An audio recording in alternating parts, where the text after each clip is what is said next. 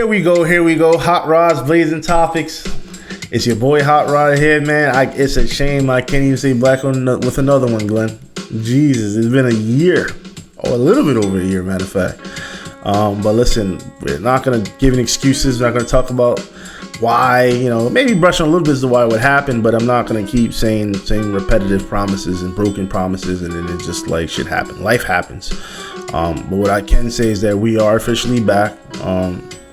A lot of things did change over the past year. I was able to get more of a structure, more of an understanding of what it takes to really build the podcast in a structural way. And listen, we're going to definitely take it a lot serious. I am going to take it a lot serious. I did let a lot of folks down that I know that was following the channel. And I was getting questions for the past year of when it's going to come back, when you're going to do it. It was growing, which it was. It got monetized, right? And then I had to stop cold turkey for a reason, which I'll explain a little bit later. But now we're going to have our episode. We're going to have shows every night from Monday through Friday at 8:15. Every night, a live show. It would not be pre-recorded outside of this one. To be honest, this one is pre-recorded because I kind of wanted to get a guest on here who's a really true friend, a great friend that I wanted to have on here for a while. Glenn, you can introduce yourself while you're here. Rodney, before I introduce myself, I just want to say thank you for having me, man. This is awesome. No, for sure. This for a long time now. For sure.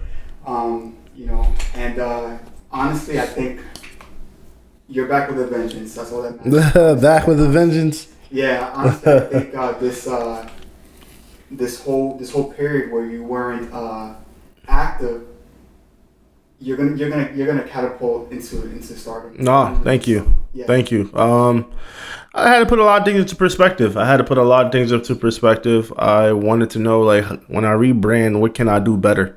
What worked, what didn't work, and moving forward, how can we make sure things continue to work and be consistent?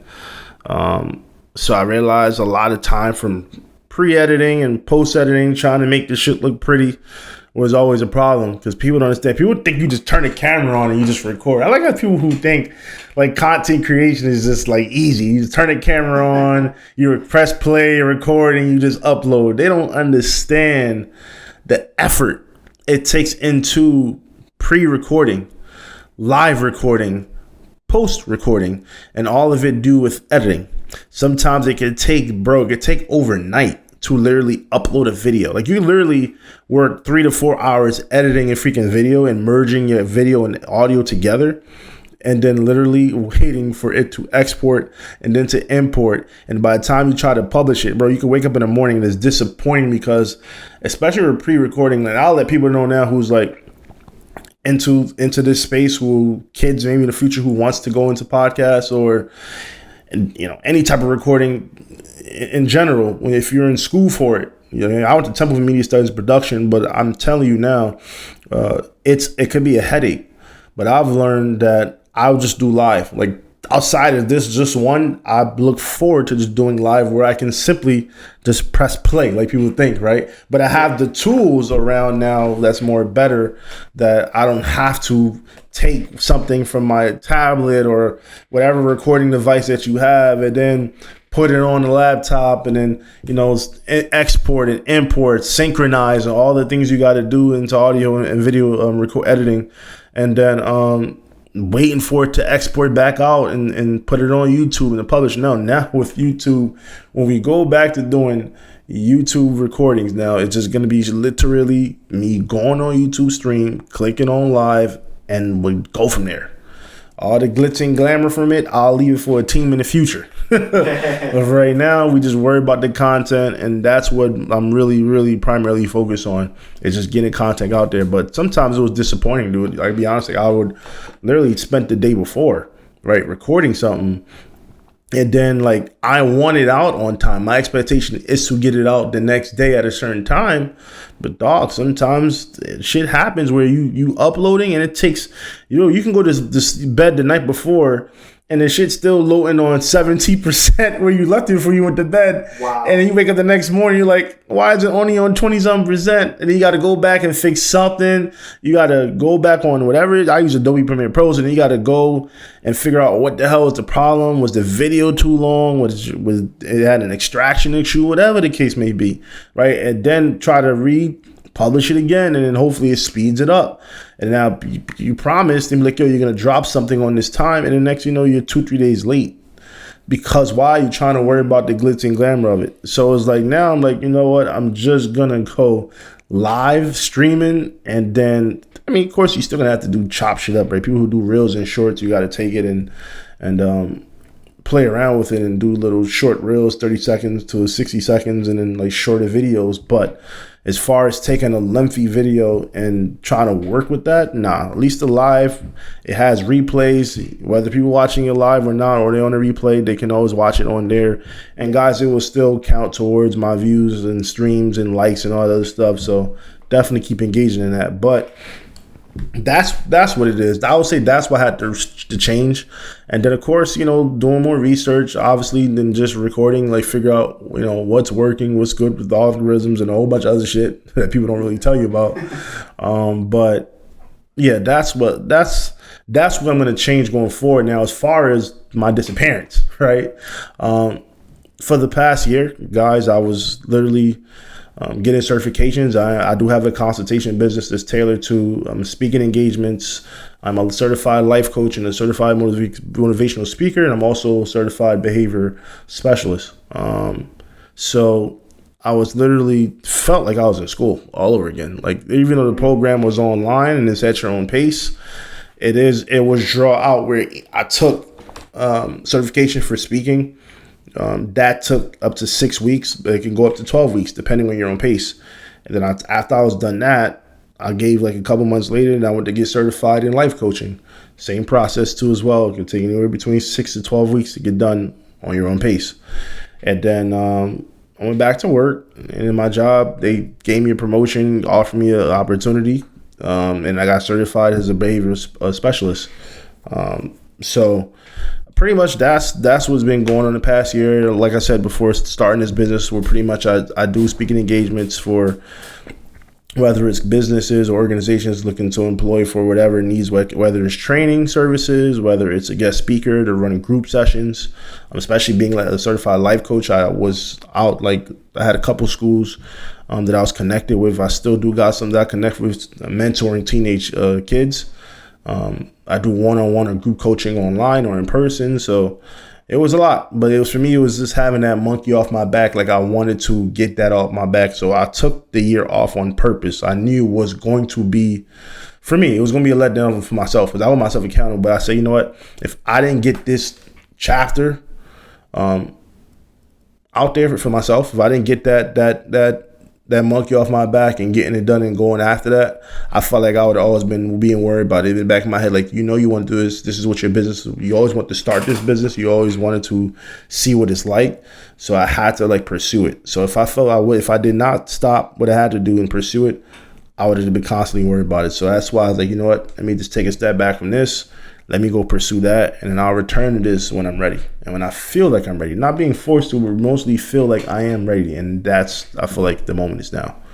So, although I wasn't doing podcasts, I still was like researching. I was doing shit like along the way. I mean, I literally, like I told you earlier, I printed out a whole bunch of documents. Like, it felt like a structural show from start to finish on how to run a actual show, because that is what it is. I know people think it's just a live stream. No, it still is a format. We got to format shit literally in a certain way. So that's why I was, man. So that was my disappearance, right? That was my disappearance. But like I said, man, we back stronger than ever, and more consistent this time. And trust me, the focus is there. The focus is there. So Glenn, talk about yourself a little bit, man. You know, just give me a little about Glenn, who you are, the person. Let people know what are your goals, your aspirations in life that you're trying to chase. I know acting is your thing. Yeah, it is. Yeah. So yeah, I'm just a regular guy. Nothing special about me, but I am trying to become an actor. I've been wanting to act since I was like 11. because it took away my shyness when I started performing. And it actually started with poetry. And like the poet. Yeah, poetry. Yeah. Okay. Yeah, it's crazy. So when I started performing poetry, at first, I was in the 6th grade. We were given poems, and we were supposed to read them out loud, and we were supposed to add like emotions to it and move our hands and things like that. And I found myself being good at it, and then it took me out of my shell, and so that led into acting, and I did my first play where I played as a red bear, and the story was like kind of like a bear version of Rudolph the Red-Nosed Reindeer. Yes, I was doing that, and I've been in love with it since. You know. Yeah. And I wanted to say this while you were talking. There was not one day where you didn't talk about the podcast. Yeah. Not one day. We were all, like, either you would bring it up or I would bring it up every time we would talk, and we talk like every week, bro. Right. Or like every other week. You know what I'm saying? Yeah. So you truly do love this thing, and I'm happy to be here on your first episode back from. Thank you. It's awesome, dude. It was. This shit was hard. It was hard. I mean, you put in the work into something, you put your effort into something that you really love and you want to do, and when it just like crash and burn. And obviously it was my intention to do so, right? Because I knew the direction I had to take. But it's like when you put the effort into something, you just stop cold turkey, bro. And you ask for supporters to come on, and you actually got people out here really supporting you. It is a heartbreak, dude. There was times I was like, damn, I feel like I failed people. Failed myself first, but then I really feel like I failed y'all. Like, I'll be honest, I really feel like I failed y'all. Like, because I was just out here, like, boosting it, trying to grow my channel. I was hammering it every day. Like, guys, like and subscribe. And then people gave an opportunity to just listen, and I appreciated that. And I feel like, and I don't take that for granted either. I do not take that for granted. And I feel like, it was bad. It was bad. And even, I'll never forget a few times I was out in events and people I never even thought that paid attention to the channel or even knew who the hell I was would come up to me like, yo, you such and such from this channel. I follow you on Instagram. Like, you was going hard and this what happened. And I'm just like, damn, I got to really explain to them partly what the hell happened. I'll go into details, but like, you'd be surprised, man. You'd be surprised when you really put the effort out there into something, no matter what your avenue is in life that you're trying to chase and do. Consistency is really key. And you'd be surprised who out there is actually listening. And I always say, I like to think of myself as the voice for the voiceless.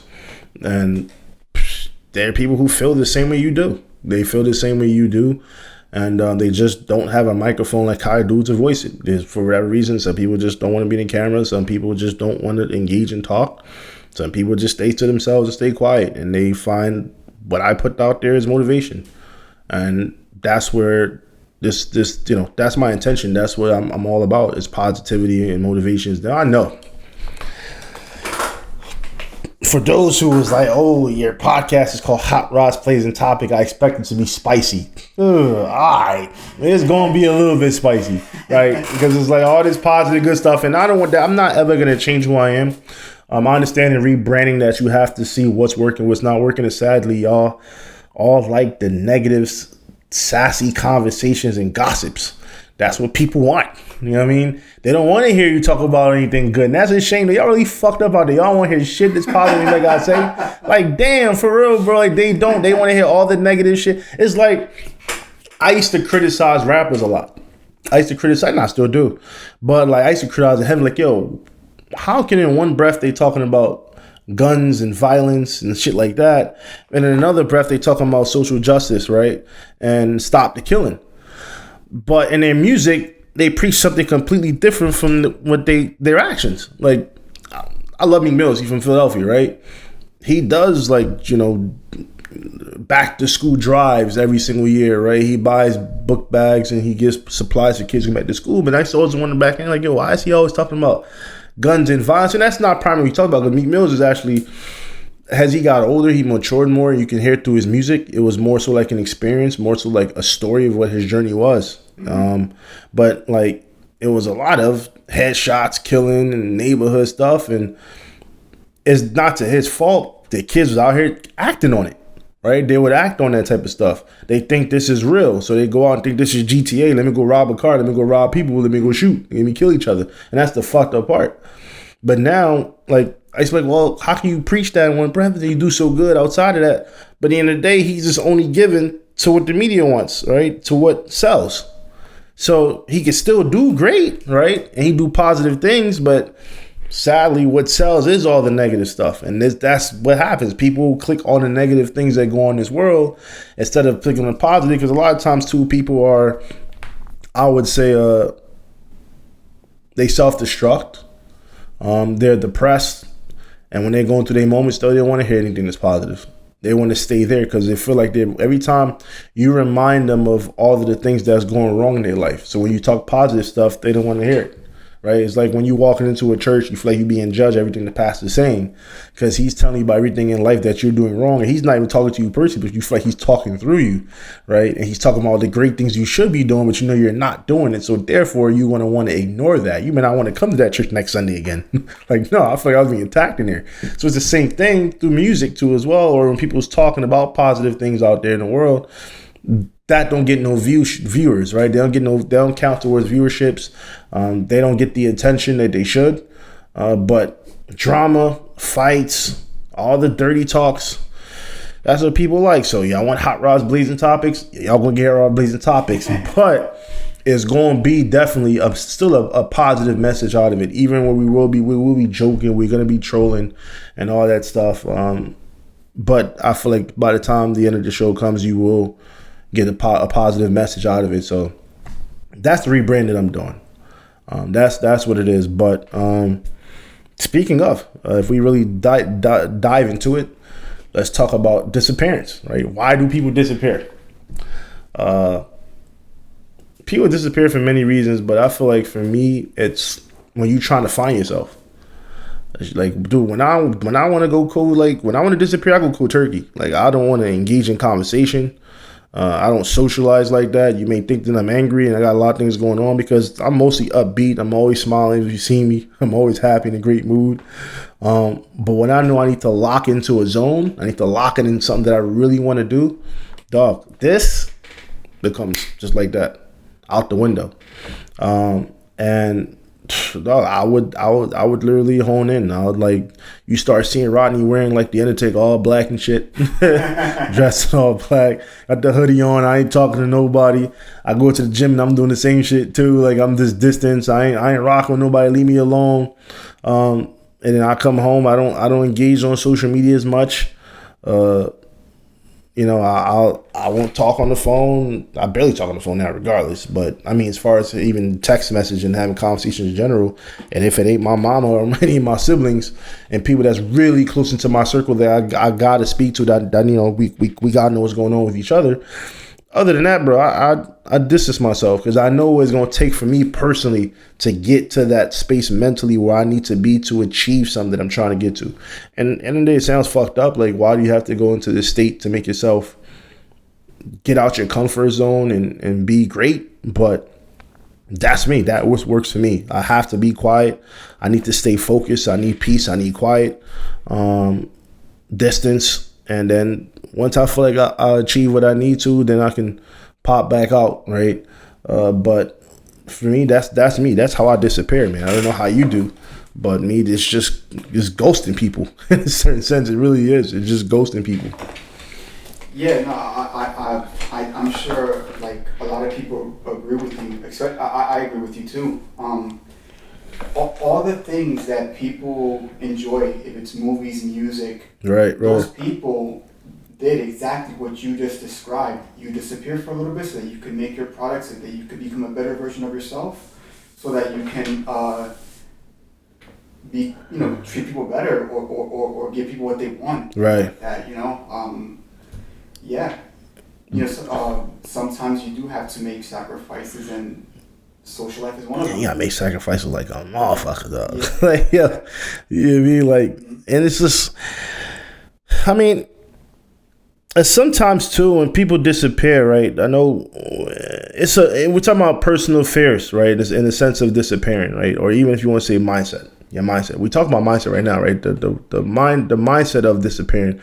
But let's talk about, like, you're talking about personal fears as to why people disappear too as well. A lot of times, like, you are afraid to go try something because you're too worried about what other people think, right?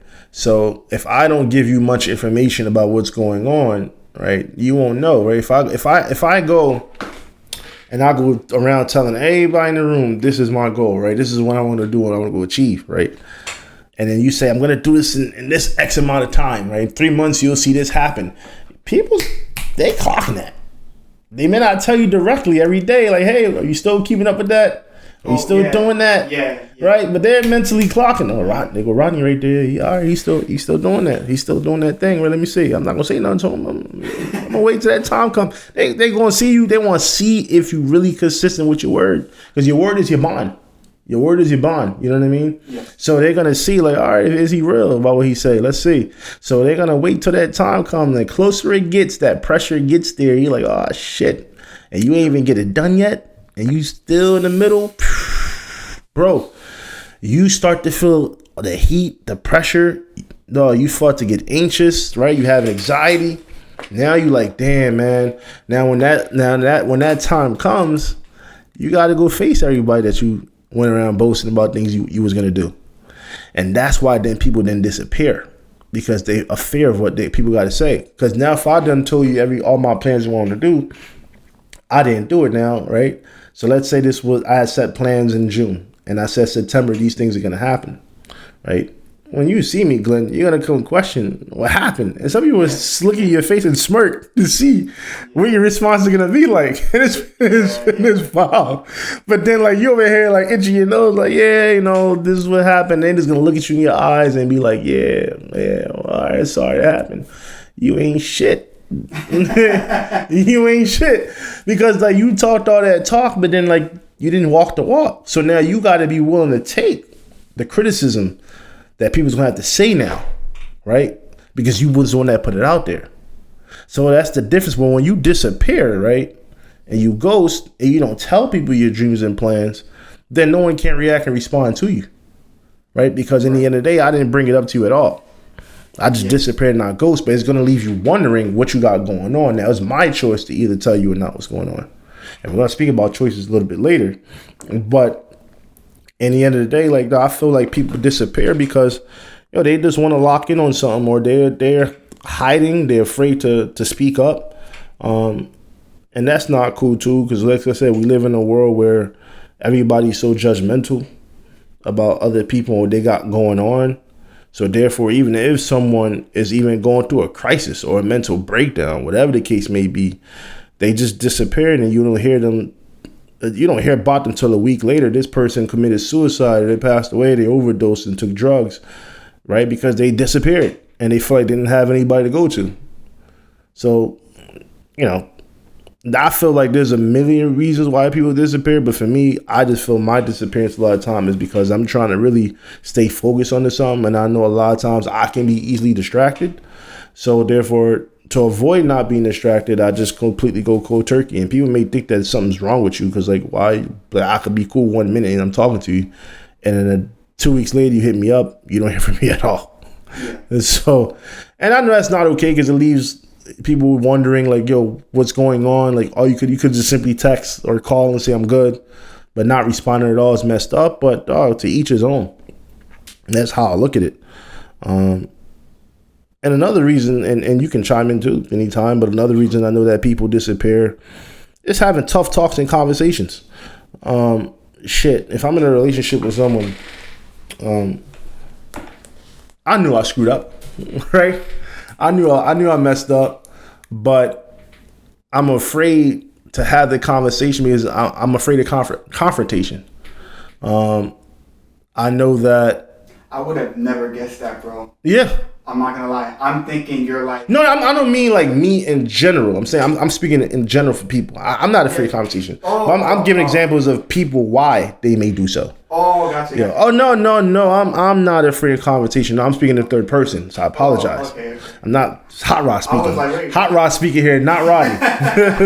Okay. But like, I'm just saying, like, people do, because they might have confrontation, right? They're afraid that, I don't know how to react. I don't know how to respond to these things. Like, I know, like, in certain households, like, I'm just communicating with people.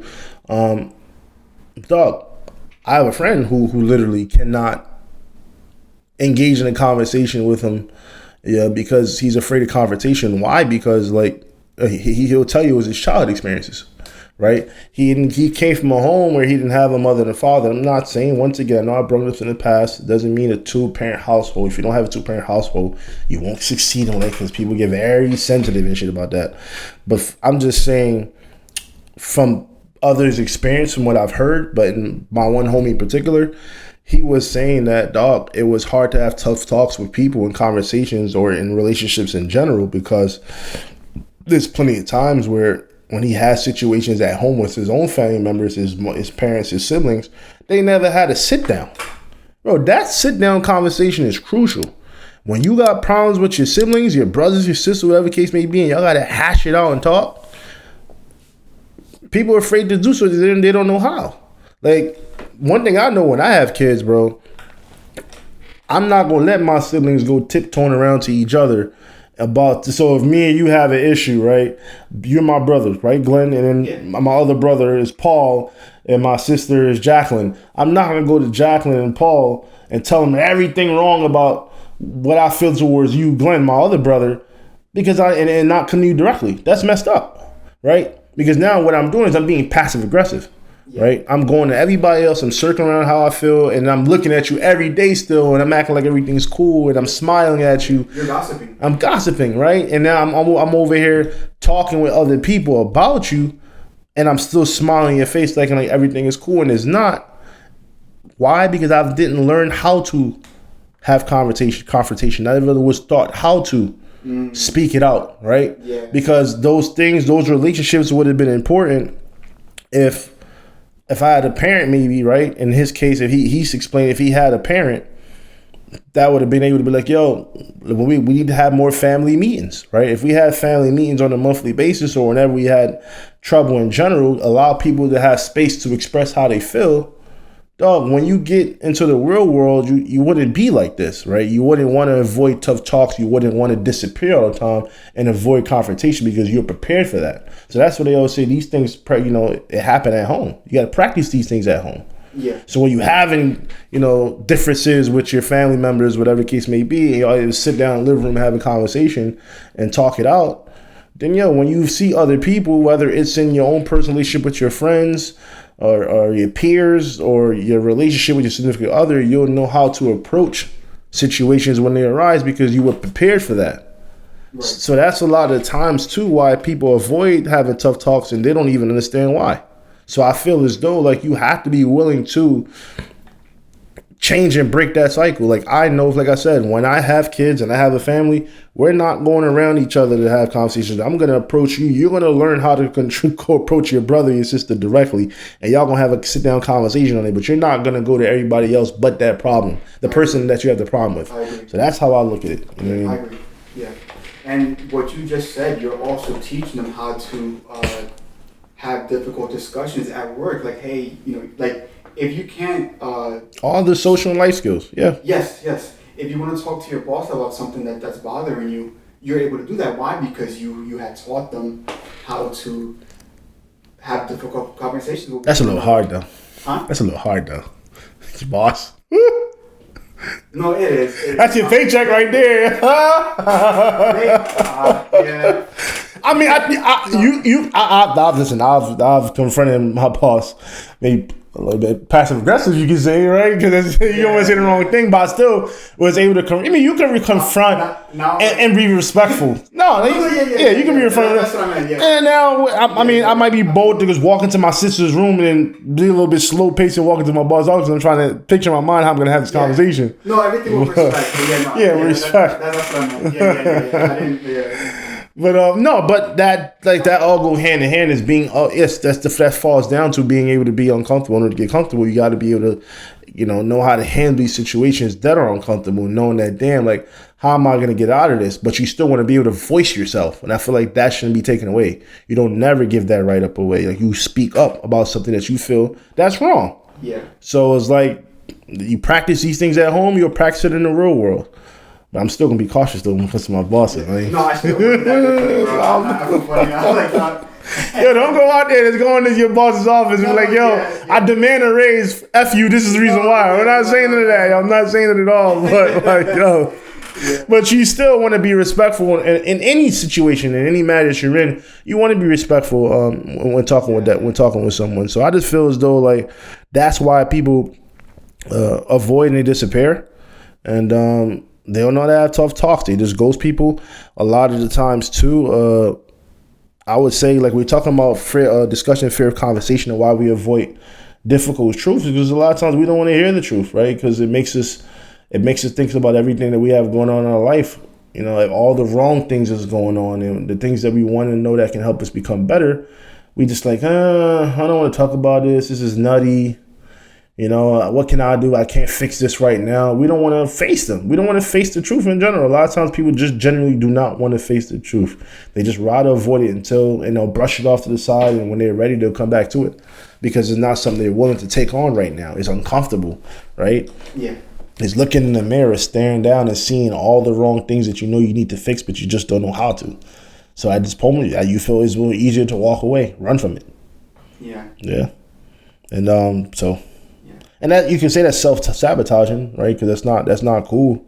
How our mindsets cause us to, like, stall and walk away from situations, but that's not growth, and that can also reflect on how you take tasks on in general, right? Because I know we said earlier we were speaking off the record about climbing that hill.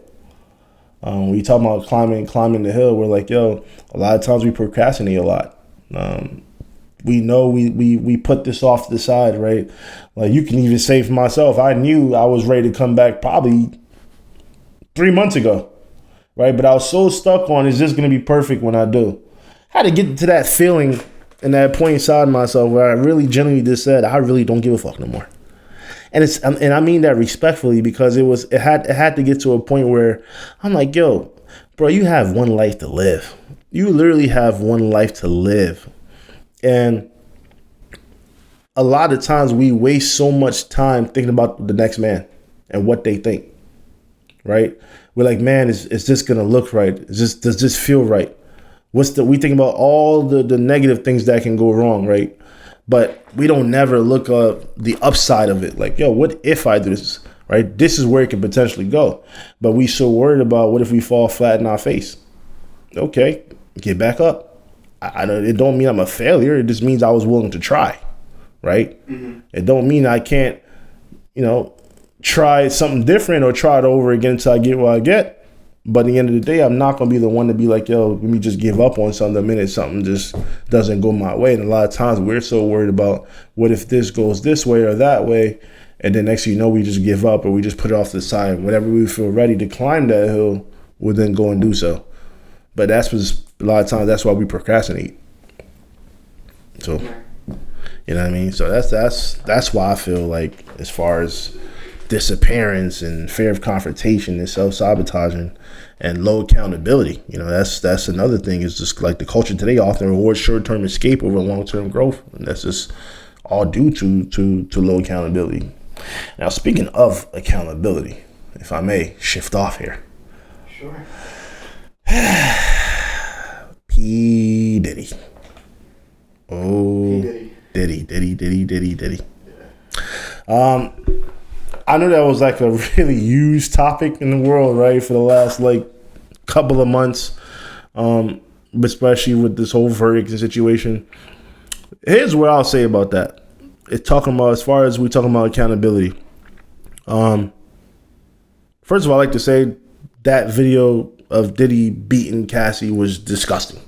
I've seen it one time and never again. I don't like to see abuse in general, but I don't like to see women get abused too, because men naturally are powerful and stronger than women. So to take a woman against her will and kick her and beat her like a dog was just trifling to me. So we'll just say that That was trifling. And I never want to see something like that ever again. But we always have to look at it from a different lens and remove our emotions from that, right? And why I say that is because we all seen the trends of the people talking about, oh, did he deserve to be in life forever? And let's take away from the facts, right? They throw the whole baby oil and the parties and, you know, the flying people out, and they consider possibly, I mean, it's not prostitution, right? But it's like they're saying, like, yo, he was doing a whole bunch of crazy things that's illegal. To me, I felt the difference between Diddy and Hugh Hefner is one was legalized with his company, and the other one's just doing dumb shit without getting any paperwork from court or whatever the case may be. But I feel like, you know, it's terrible. But what about the other side? What about Cassie? Do she not get any accountability in this too? Because, bro, we all have choices in life, right? We all can choose to stay in something, right? That's kicking us down, that's not doing this, or serving us any good, or we can make smart choices and know when to walk away. And that was my issue with that. It was like, yo, she also have a choice. Right? We all make good and bad choices. We all know right from wrong. And I know people are going to say, well, it's hard to leave in a situation where you're being mentally abused and you're being manipulated. Like, no, a child knows when they see something's going wrong. If I see a person kicking a dog, right? I'm 13 years old. It don't matter if I'm a teenager or adult or an elder or whatever. I know that's wrong. Right? A child, a baby can see something like that happening and they'll probably have a stuck shock look. That doesn't look normal. That's not okay. Right? So there's no difference either. Cassie knew before that, that video, that was too comfortable. That's not the first time that looked like she was getting hands put on her. And I'm not saying right or wrong. Maybe I could be wrong, whatever the case may be. But that looked like Buddy was doing it a few times. That looked too damn organic to me. Like he was just comfortably just kicking repeatedly. That looked crazy, right? So I'm sure it didn't just get down to that point where he probably just went nuts and ballistic in that one instance that we seen in the video. Who knows how many times that was going on before. But Cassie also had to know as well when to walk away. And it's hard though, because people always say, well, damn, you know, she was in a situation, she was trying to get out there and money and all this stuff and fame, and P. Diddy was the way for her to get there. But then to me, it's like, are you going to choose money and fame over your pride and dignity? Because that's what I'm looking at. I'm looking at the pride and dignity part. When do you choose to walk away? Not after the money and after the fame came. Not 15 years later. A video service. Now I think there's a lot of politics involved in that. Because if people really, really knew the story behind the whole Diddy and the Ciroc brand business and stuff like that, and how that went to court with his former partners or whatever they can, I don't know if they partners still or not, but it went to court. And then here comes a month or two later, you hear Diddy's house getting raided. All these other shit coming out of nowhere. But that's a whole nother situation for the story for another day. But that's really what I believe was behind all of this. But nonetheless, like, regardless of the situation, I just felt like Cassie had a choice. And it sounds so fucked up to say, but at the end of the day, yes, she had a choice to know to walk away from something that no longer was serving her right. Right? She also had a choice to go to the police and report something following when it happened. Now, people are going to say, well, the whole Diddy and Kid Cudi car getting blown up, that's how much power he had, whatever case may be. Dog, Cassie has resources, tools out there that would have helped her through that process in that situation before all this whole damn thing debacled. And we've seen all this video. So that's just my point on it as far as Diddy's situation and accountability. If people out there feel different, please tap your like and subscribe on the comment section. Engage, okay? Let me know your thoughts. Glenn, I don't know before we leave, let me know your thoughts in it too, on what you think about the whole situation with Cassie and P. Diddy. Do you have anything to say towards that? Yeah, I do. You know, people will say that, hey, she was, I think they say groomed since she was really young, since like 18 or something like that. But the thing is that by that age, people make big decisions to go into the military. People make big decisions to go into college. Those are two big decisions. Those are two very, you know, life-changing decisions. So if you're expected to know big decisions like that, you should know you know better than to leave. You know right from wrong. I mean? Yeah, you know right from wrong. So you're an adult at that age, you know, given big choices like that. So yeah, I mean, I still feel bad, you know. Yeah, and that's the thing. Like, it's fucked up. We all feel bad. What we seen was, like I said, you never want to see that happen to anybody. That's just the way he was kicking her like a dog and animal was just wild, bro. Like that, she was treated like an animal. Yeah. Like that was terrible. Yeah, it was terrible. I mean, and that we're not ever gonna take that away. We're not trying to diminish that action. That was, he deserved the consequences, everything that happened to him, as far as that goes. But like, I just want people to understand, like, as far as the message on what I was trying to say was, yo, you have the options in life to make certain choices, good or bad. You know what I mean? No matter what the situation is, like, you have control, you have power, you have dignity, you have pride. Like, always choose that first more than anything, because, dog, trauma is a serious thing. And I'm sure that traumatized her, and it may probably for the rest of her life, and I hope she got the help for it. Yeah. But don't wait for something to go bad, you know what I mean? Really, really bad, to then seek out help, because by that time, it may be too late, right? Then you get people depressed, and then that's where you got the suicide rate all up and all that shit because of that. So I just think, these are my thoughts. I'm not saying that people may agree or disagree. Please, like I said, engage in the comment section. Let me know what your thoughts on that situation as far as the accountability on both sides. Obviously, Diddy, but for me, this one more so on Cassie's part, because I know a lot of the ladies was siding on that part because they were very emotional. But I'm just saying, take the emotional aspect out of it and just think with, like, logically think about the whole situation. Like, where's the accountability there as far as on her own? What could she have done better? If you felt there's other things that she could have done better that I may not know about, please let me know. So please engage in the comment section. Let me know what your thoughts, thinks. Don't forget, guys, like and subscribe. Your boy Hot Rod is back. Hot Rod's blazing topics. I look forward to hearing y'all next time. Have a good rest of y'all day. Glenn, thank you again. Thanks for having me, bro. Thank you. Peace.